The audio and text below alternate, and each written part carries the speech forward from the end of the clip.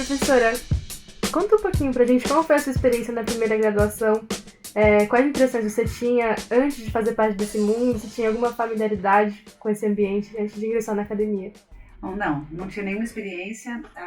Eu fui fazer a graduação em Letras Linguística na Unicamp, quando eu entrei na Unicamp em 1994. A graduação não era separada lá como é hoje, né?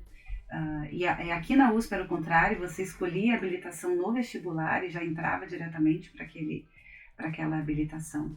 Então a USP fez esse movimento, né, de juntar tudo, e o aluno hoje entra, né, para o curso geral de letras e depois, ao final do primeiro ano, ele faz a escolha pela habilitação que ele gostava, preferir. Mas não, então eu entrei na Unicamp nesse curso que era de letras e linguística, mas não tinha noção do que era a linguística. Eu gostava muito de inglês, eu dava aulas de inglês, então entrei com esse interesse, mas nunca tinha ouvido falar da linguística. Foi minha primeira experiência, foi lá. Meu primeiro professor foi o professor Círio Pocente, minha primeira disciplina de linguística no primeiro semestre. E foi aí que eu fui me interessando pela área, né, querendo saber mais sobre o que era a linguística. Mas então não tinha nenhuma experiência, não conhecia ninguém da área de linguística, nunca tinha ouvido falar. E desde sempre você soube que gostaria de ser professora e se dedicar à linguística? Bom, me dedicar à linguística não, né? Como eu falei antes, eu não conhecia a área, mas eu sempre gostei de brincar de professora. Desde pequena, minha mãe conta isso, eu tinha uma lousa e eu dava aula para as minhas amigas, eu dava aula para o meu pai, eu dava aula de qualquer coisa para todo mundo. Então eu sempre gostei dessa área. Dessa coisa de ser professora. Mas não sabia do que, e depois quando eu cresci mais um pouco, isso acho que ficou meio dormente, não pensava, quando estava pensando em vestibular, não necessariamente em ser professora, mas quando eu fui chamada para dar aula de inglês num curso de idiomas perto da minha casa, a professora já tinha sido minha professora e ela tinha começado essa escola nova, ela me chamou, falou que queria que eu começasse a dar aula para ela. Aquilo voltou, esse interesse pela docência. Eu adorei dar aula de inglês naquele ano anterior ao vestibular, e foi aí que eu decidi prestar o vestibular para letras, né? E fiz a minha graduação não pensando muito nisso, né? Porque eu fiquei tão envolvida com a linguística, com a questão de pesquisa, que a ideia de ser professora de inglês meio que ficou de lado, mesmo porque na Unicamp eles nem têm habilitação, né? Você não tem a licenciatura em inglês, por exemplo. Mas era o lugar onde eu podia fazer a faculdade. E então ficou tudo meio confuso nessa graduação, não estava muito claro o que ia acontecer com essa questão, se eu ia ser professora ou não. Eu sabia que eu estava fazendo uma coisa que eu gostava, né? E eu vejo que isso acontece muito com os alunos hoje também. Eles começam a fazer as disciplinas, eles começam a se envolver, seja na linguística, no inglês, no italiano, em qualquer habilitação que eles escolham, mas eles não sabem direito ainda o que eles vão fazer. Eu acho que isso é meio comum, né? O que acontece mesmo nessa nossa área. Professora, sobre a vida financeira, você teve alguma dificuldade no começo da carreira? Conta um pouco sobre como foi esse começo, até você conseguir se estabilizar financeiramente. Durante a graduação eu não trabalhei, né? O meu pai me ajudava, apesar de com muita dificuldade, mas ele conseguia me manter na faculdade para eu só estudar. Então, quando eu terminei a graduação, eu estava nesse momento ainda de dúvida, que eu não sabia, né? Poxa, a linguística é basicamente pesquisa. E eu já tinha feito 2 anos de iniciação científica durante a graduação, mas eu tinha muita dúvida se eu era talhada para pesquisa. E agora o que eu vou fazer? Como assim eu fazendo pesquisa? Será que eu vou dar certo fazendo isso? E tal. Então o que eu decidi fazer? Eu decidi prestar o mestrado e ver o que ia dar. Se der certo o mestrado, eu tento o doutorado, vamos ver o que eu vou fazer. E prestei o mestrado e passei também lá na Unicamp, né? Fiz o meu mestrado com a mesma orientadora que tinha me orientado durante a iniciação científica, a professora Maria Cecília Perrone, hoje aposentada. E eu gostei muito. E nessa época, a bolsa de mestrado era uma bolsa em que o aluno conseguia viver. Eu morava sozinha numa kitnet em Campinas e me mantinha. Meu pai, aí nesse momento, quando eu termino a graduação e vou para o mestrado, a bolsa do mestrado me mantinha sozinha. Eu morava sozinha, pagava aluguel. Acho que a bolsa era de R$1.200 e eu pagava acho que 300 de aluguel. Então eu vivia muito bem, eu assim, já era dona da minha vida, né? Olha, veja isso, Eu comecei o meu mestrado em 1998. Como que isso mudou, né, de lá para cá? Porque hoje o aluno não consegue mais alugar uma kitnet. Não vou nem dizer em São Paulo, mas em Campinas, com o preço, com o que a gente, com o que o aluno recebe hoje, né, de bolsa, de mestrado. Mas naquela época era possível e eu fiz isso. E aí, quando eu terminei o mestrado, teve um professor muito importante nesse momento, que foi o professor Jairo Nunes, que hoje é professor aqui, mas ele era professor lá, ele foi meu professor. E ele me incentivou muito a ir fazer o doutorado nos Estados Unidos. E ele falou, você deve ir, que lá você vai se dar bem. E eu fui, morrendo de medo, ainda não estava decidido, ai meu Deus, será que pesquisa para mim? Ainda não resolvi essa questão no final do mestrado. Mas aí eu fui, né? Eu fui aprovada na Universidade de Connecticut e na Universidade de Maryland, e decidi ir para Connecticut. Fiz o doutorado e lá eu tinha a bolsa da universidade que eu consegui juntar com a bolsa que eu recebia da CAPES aqui no Brasil. E também consegui viver só com o valor dessas duas bolsas, né? A Universidade de Connecticut fica numa cidade muito pequenininha, então o preço do aluguel, enfim, né, para se viver lá não era muito caro e eu consegui me manter, né, durante o doutorado.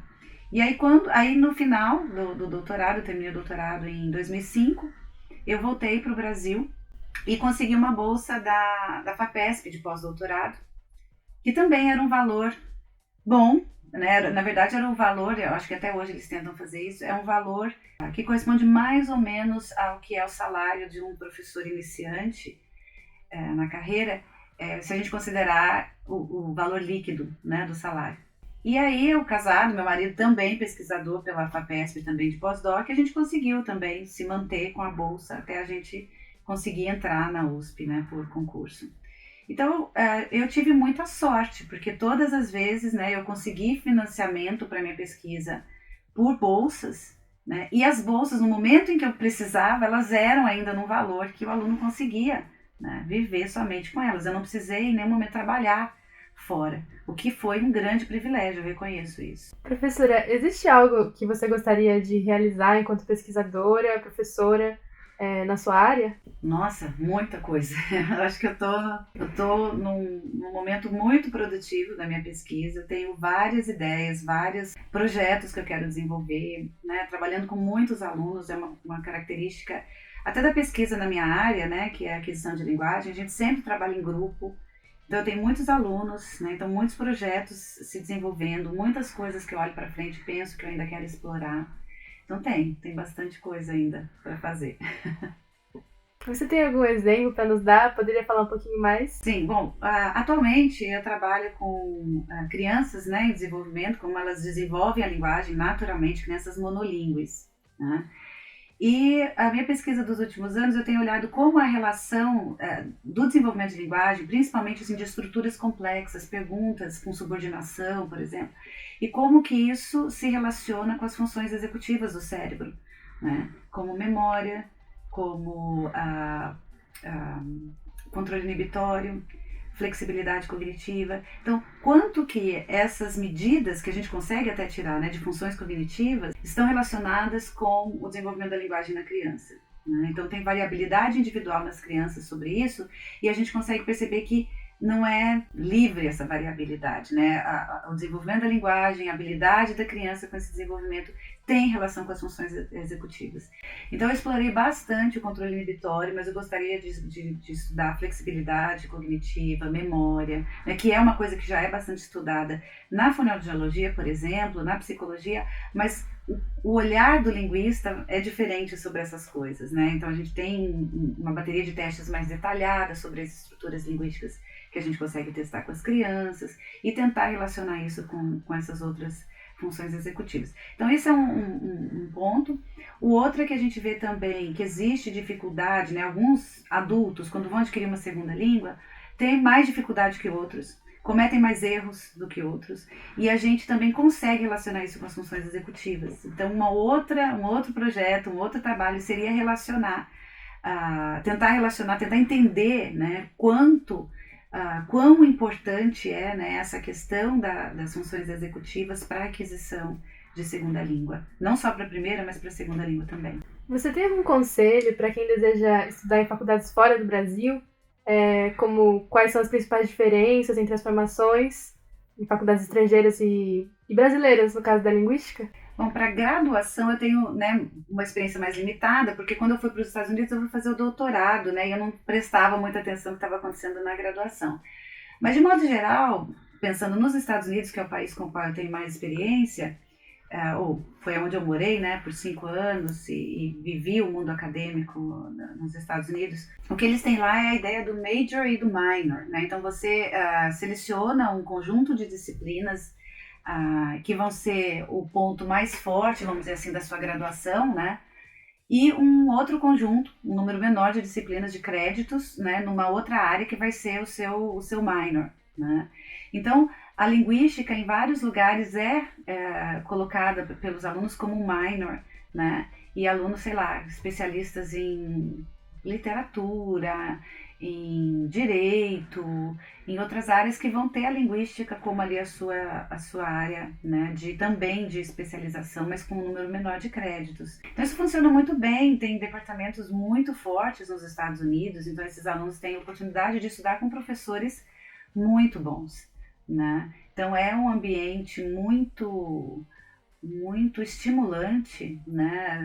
Tem sempre muito evento acontecendo, gente vindo do mundo inteiro, porque lá atrai, né? Meio assim, atrai pessoas de todo o mundo, né? Então, linguistas japoneses, chineses, indianos, enfim, do mundo inteiro, europeus vão para lá, né? Então, você acaba tendo experiências e fazendo, né, conexões com pessoas do mundo inteiro. Isso é muito rico. A gente aqui, de alguma forma, está mais periférico porque não tem tanta gente, né, desses lugares vindo para cá. É um número bem menor se a gente comparar com o que acontece nos grandes centros lá nos Estados Unidos. Então eu acho que vale muito a pena, né, para o aluno, se ele tem a oportunidade de ter essa experiência lá fora, né, abre um leque, você consegue visualizar as coisas de uma maneira diferente, é sempre enriquecedor, né, para o aluno poder ir para fora. Mas mesmo aquele que não conseguir fazer uma habilitação, uma faculdade inteira, né, a nossa faculdade tem convênios, né, com várias universidades fora do Brasil, que ele pode ir, ficar um semestre, ficar um ano cursando disciplinas. E isso já, eu acho, já ajuda, já serve, né, para abrir esse leque, para abrir o horizonte desse aluno, né, para poder explorar mais coisas além do que o que ele vê aqui dentro do Brasil. E você poderia falar um pouquinho de algum autor ou alguma obra que foi a sua maior inspiração no universo da sua habilitação? Ou até literário mesmo? Sim, bom, na linguística, né, acho que um autor muito importante na minha área especificamente, que é a área de aquisição de linguagem, é o Chomsky.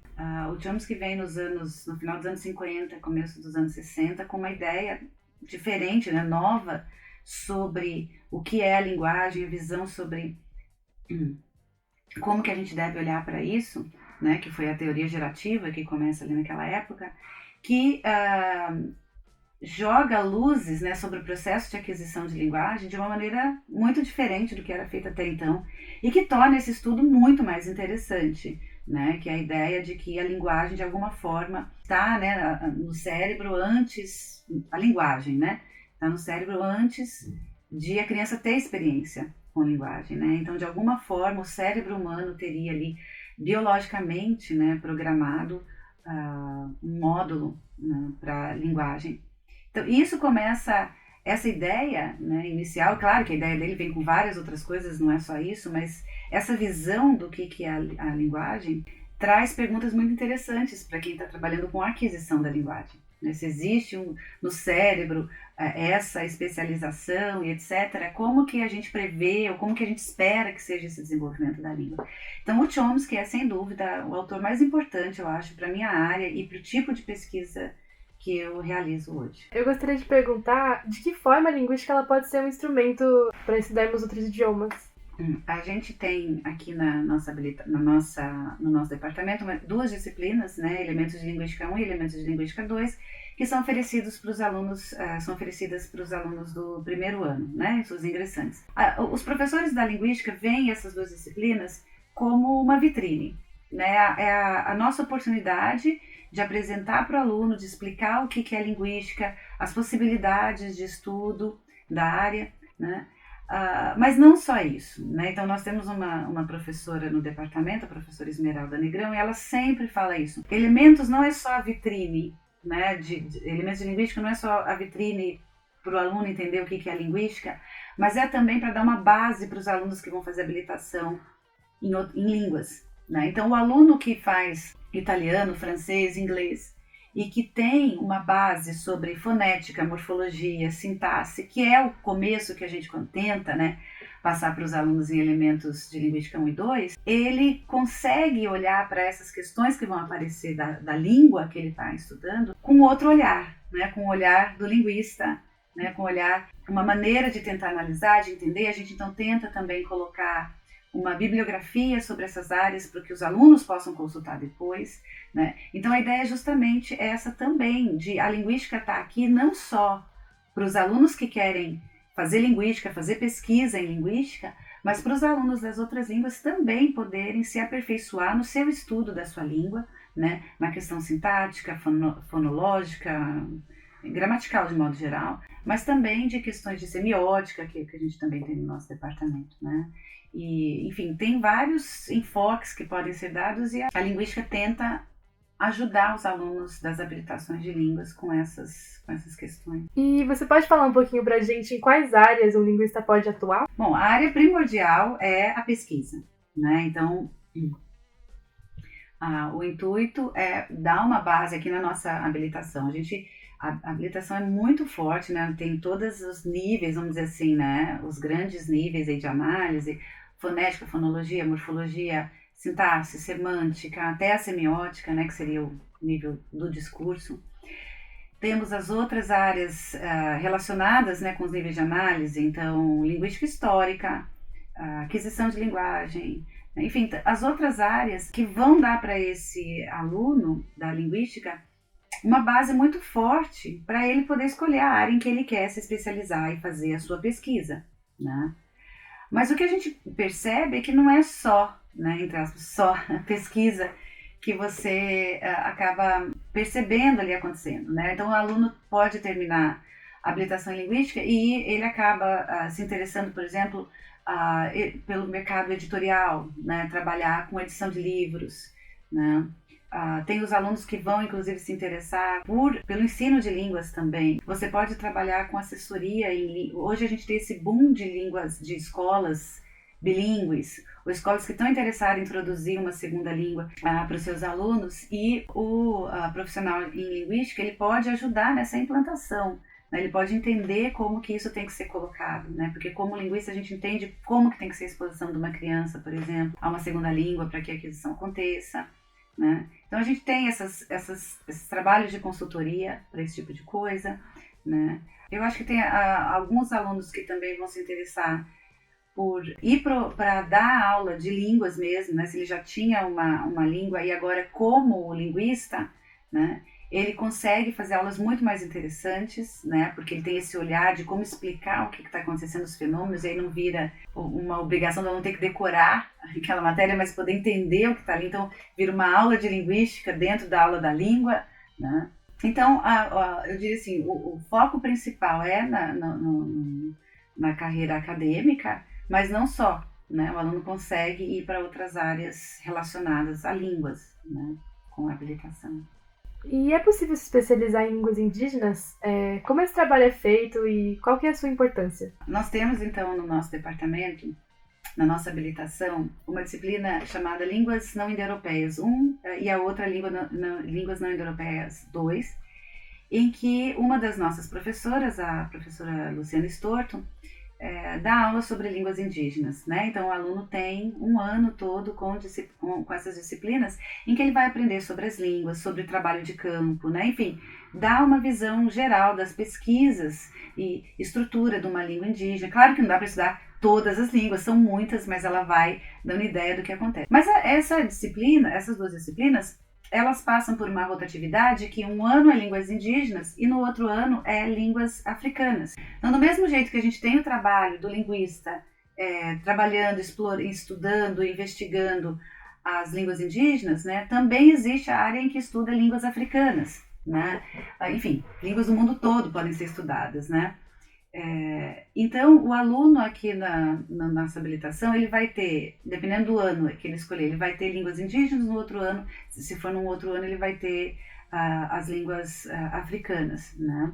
E a ideia é mostrar justamente isso, como que uma língua pode ser diferente do que a gente está acostumado a ver com inglês, francês, enfim, né, as línguas indo-europeias. Se você está numa língua muito diferente, quão diferente uma língua pode ser, né, em termos fonológicos, em termos sintáticos, enfim, né? Então esses especialistas vão tentar abrir a cabeça dos alunos mostrando esse tipo de coisa, né? Na pesquisa especificamente das línguas indígenas, né, o que acontece tem duas maneiras, né, do pesquisador atuar. Ele pode ir fazer o trabalho de campo, ir para a tribo, trabalhar com os informantes lá, que são seus falantes nativos, que vão, né, trabalhar e ajudar em análise e coleta de dados e tal. Então, geralmente, esses pesquisadores vão em julho, né, para a aldeia e ficam lá o mês todo trabalhando. Então, depende da situação. Tem aldeia em que o pesquisador tem que ficar lá junto, né, dormir nos mesmos lugares que os indígenas dormem. Em outros casos, dependendo de onde é a aldeia, tem uma cidade perto, então o pesquisador consegue ficar na cidade e viajar para a aldeia, né? E algumas vezes também os indígenas vêm para São Paulo, né, ficam hospedados aqui em hotéis e trabalham, vêm para a universidade, né, eles aprendem como que é esse trabalho aqui. Então é uma troca, né? Não só o pesquisador vai e aprende sobre a vida e a cultura do indígena, como o indígena também tem a oportunidade de vir para cá e entender o que a gente está fazendo com a língua dele. Eu acho que isso amplia, né, a visão dele de quanto é importante a gente estudar todas as línguas, tentar catalogar, tentar, né, ter esse acervo das línguas possíveis, principalmente no Brasil. A gente tem algumas línguas com poucos já falantes nativos, né, restantes, então essas línguas têm que ser catalogadas para que a gente não perca, né, informação sobre essas línguas. Mas então sim, o aluno interessado em línguas indígenas ou em línguas africanas, ele pode falar com o professor da área, né, da habilitação linguística, e começar uma iniciação científica para isso. Pode fazer mestrado, doutorado nessa área. A gente tem muitos alunos que já se formaram, né, em linguística indígena. Temos hoje ex-alunos nossos que, por exemplo, tem uma na Unicamp, que é professora na Unicamp, né? Então, eles já estão aí espalhados pelo Brasil, né, como pesquisadores da área, né? Então isso é um trabalho muito árduo, eu diria, né, porque você tem que trabalhar com um informante que não é linguista. Então você tem que, né, pedir os dados sobre a língua para alguém que nunca parou para pensar sobre a sua língua, né? Não é um trabalho trivial, exige aí várias técnicas que eles dominam, né, os pesquisadores dessa área, sobre como explorar isso, né? Mas é muito importante, como eu mencionei, nós queremos ter aí, né, um acervo, né, com todas as línguas possíveis que a gente conseguir, né, catalogar do Brasil. O Brasil tem muitas línguas indígenas que não foram estudadas ainda, né? E é importante, então, que a gente tenha um número grande de pesquisadores que vão para campo, para trabalhar, né, para a gente poder ter essa visão, né, de todas as línguas que ainda existem no Brasil. Professora, eu gostaria que você falasse um pouquinho mais a respeito das pesquisas em línguas indígenas. Por exemplo, um aluno que se interessa pelo assunto, queira pesquisar, queira entender mais, ele consegue algum respaldo da universidade, tanto para ir para campo ou uma bolsa de iniciação científica, talvez?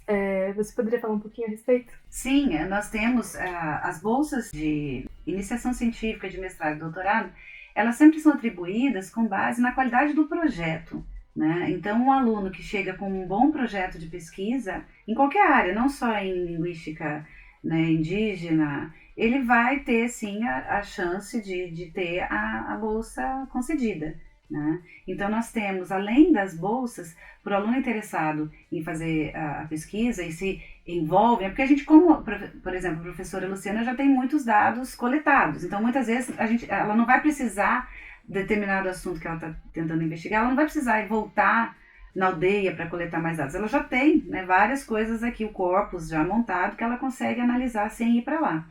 Mas se o aluno vem com um problema, uma questão que não foi ainda explorada na pesquisa da professora, e ele precisa então dessa viagem de campo para ir, né, coletar esses dados, nós temos verbas do Departamento de Linguística que podem ser concedidas, acho que a gente já concedeu. O aluno pode pedir para a FAPESP, por exemplo, se ele tem uma bolsa de pesquisa de lá, eles concedem verba para trabalho de campo, né? Então isso é altamente reconhecido, né, pelas agências de pesquisa, que é importante que aconteça, e o financiamento acontece. Claro que ele é contingenciado, como, né, tudo no Brasil, essa pesquisa pode ser não financiada por questões políticas, de não ter verba, né? Mas hoje nós temos, os nossos alunos todos conseguem verba para realizar as pesquisas, né? A questão aí que mais importante, né, não é se é a pesquisa indígena ou africana, é a qualidade do projeto, né? Então, o aluno que vem com um projeto consistente, já com estofo, a chance dele conseguir é muito grande, independente exatamente da área. E é possível se especializar também em imagens de sinais? Como esse estudo adentro da universidade? A gente tem acesso, a gente estuda essa questão aqui dentro, na habilitação? Sim, nós temos também um professor especialista, né, em língua de sinais, o professor Felipe, e ele trabalha muito ativo em pesquisa, né, sobre a língua de sinais. Então, no Brasil, a gente tem a língua de sinais brasileira, a Libras, né, mas no mundo a gente tem várias línguas, né, de sinais, a língua de sinais americana, a língua de sinais israelense, língua de sinais italiana, etc. Né?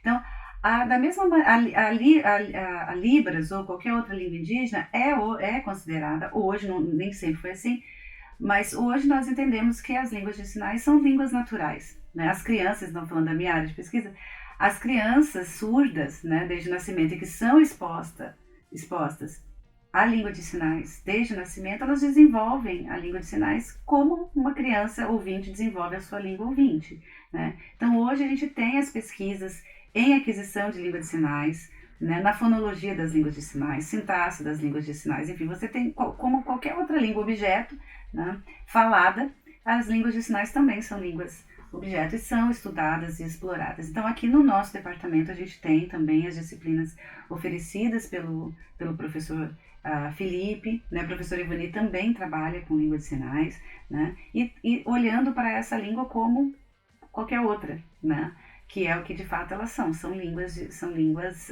naturais. Né? Também temos alunos fazendo iniciação científica com projetos com essas línguas, mestrado, doutorado, né? Inclusive a gente tem uma aluna de doutorado que foi a primeira aluna surda a defender um doutorado na USP, né?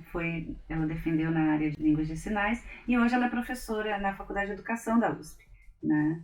Então, uma professora surda, doutora, formada no nosso departamento, que nos deixa, né, muito orgulhosos. Então, sim, né, as línguas de sinais, como as línguas indígenas, como as línguas africanas, como qualquer outra língua natural, é passível de ser estudada no nosso departamento. A gente tem especialistas nessas áreas todas, né?